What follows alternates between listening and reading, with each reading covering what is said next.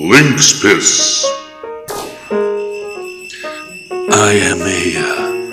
I'm a private person. I'm a filmmaker. I'm a progressive individual. And I'm also profoundly asexual. I have no interest in sexual intimacy of any kind. I like making films, and I like birds, and I like looking at nature. And so, of course, Sheriff Bill forced me to go to the titty bar with him. And, well, I had to endure that for the evening.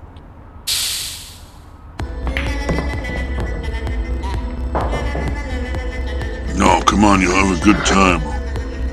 You know, titty bar, when you really think about it, titty bar is a celebration.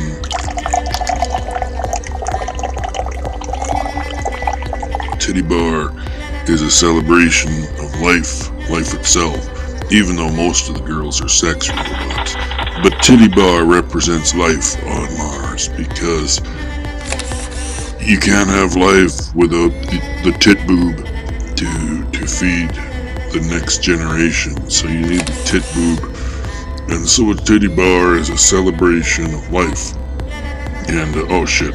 So tonight we get to they serve us drinks with their asses. That's kind of nice.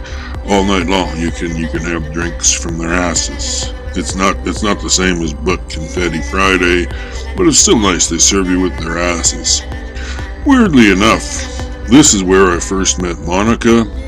I know she's all professional all the time, but when she was putting herself through politician school here on Mars, after she first came to Mars, when she was going to politician school, she worked here in the titty bar, and that's where we met, and that's where we hit it off. And I think that's why we're such good friends, because she's kind of a freak. She does things most people would find fucking repulsive, even me sometimes. But we get along pretty good. And titty bar, well, what was I saying? I just really like the titty bar. Don't you like the titty bar? Titty bar's good.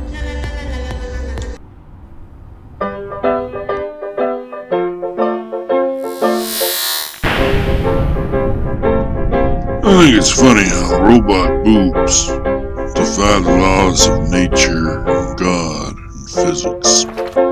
Don't you?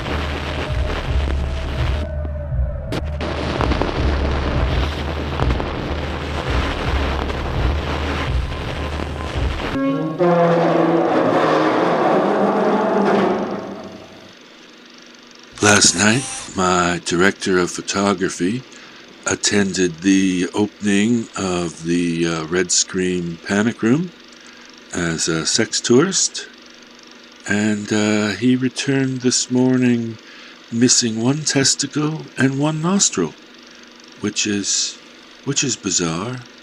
Myself, I went to the Pickle Frolic Titty Bar with Sheriff Bill, and we were only in there 93 minutes, despite my protestations.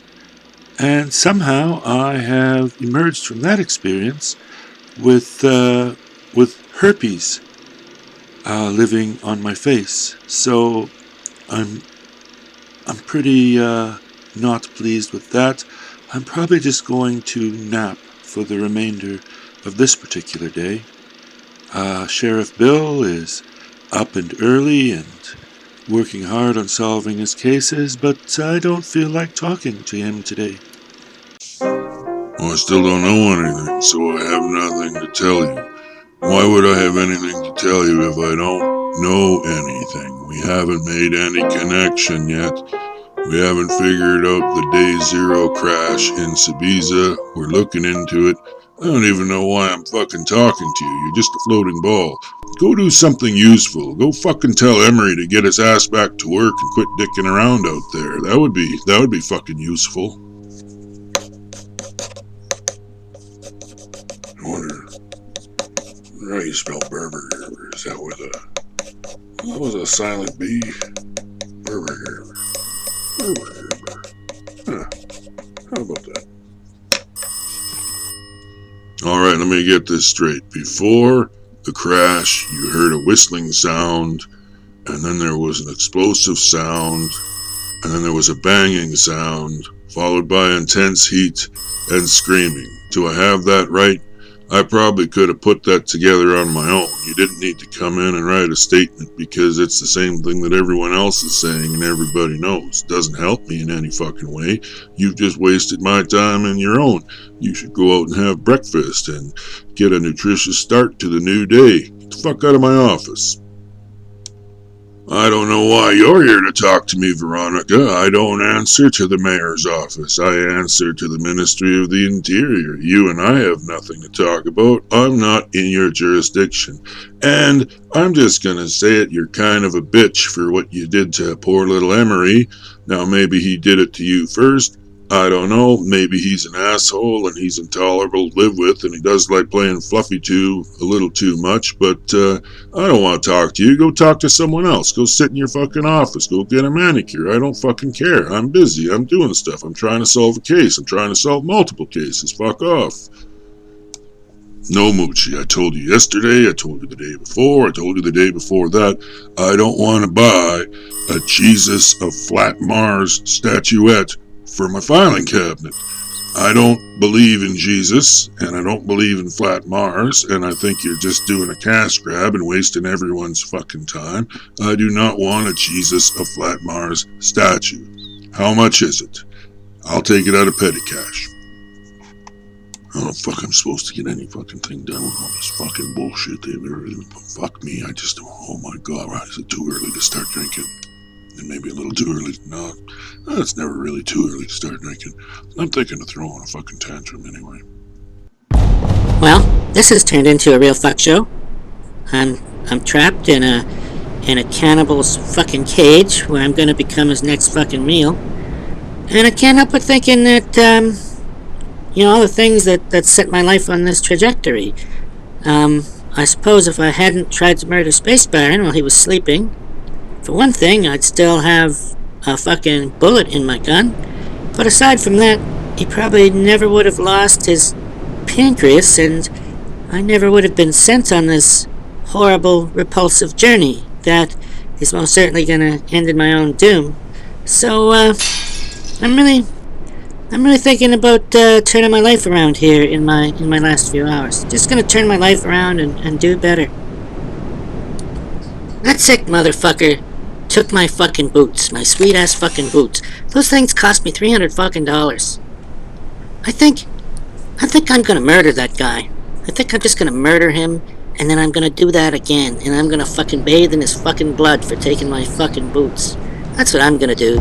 Also, in addition to turning my life around. No, fuck it. Oh, fuck it. Who gives a shit anymore?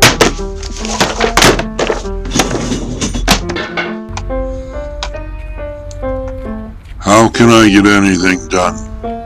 How can I solve any of these cases? I do not have a proper police force. I have Mike, who is a fucking marsupial, whatever the fuck that is.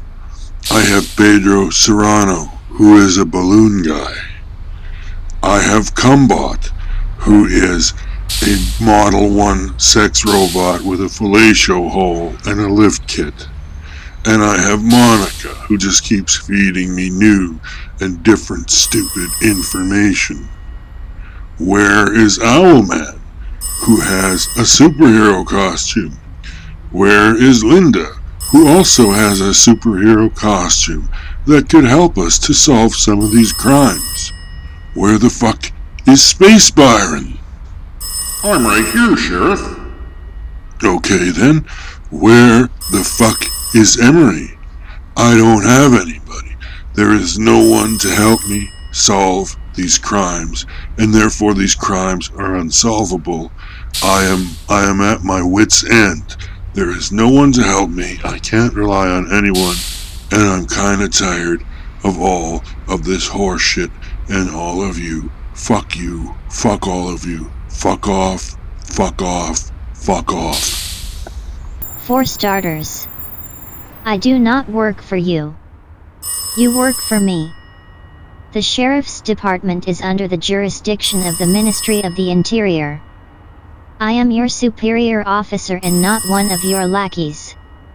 In addition, the Ministry has provided you ample tools and resources. Sheriff, I have found something interesting here. For starters, this animal of Emery's is being very affectionate toward me, and I'm wondering how far I'm allowed to go in reciprocating that affection. But more importantly, I have discovered a common point of origin for both our Hombre de la Bolsa and Zoran Markovic within Serbia, which suggests to me, based on all the other evidence at hand, that these two men are in fact the same individual. So, there we are. What did you think about that? Huh. Well, yeah. That is interesting, isn't it? Well, good work, everyone. I think we've made a major breakthrough today. Let's all go to the titty bar to celebrate. I will now begin the process of fattening you up, my little rabbit friend. Not with food, but with words.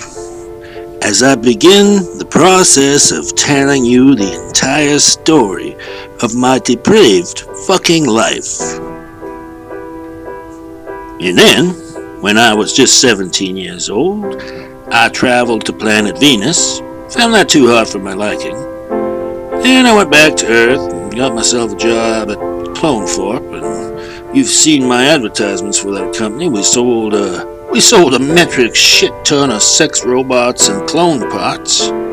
But then, I drifted into selling some pieces and parts on the side, sort of got into my own line. A little cheaper, but that's how I made my money, competing against the very people that trained me. After that, I moved out here to Mars. That's when I discovered that I was a very, very, very sick individual. Sex tourism will bring out the worst in people, and it certainly brought out the worst in me. And, we have time. I'm going to be talking to you for the next 26 hours, I think. I'm going to be talking rather non-stop. So, I hope you're comfortable. Please be comfortable, because I have a lot more talking to do.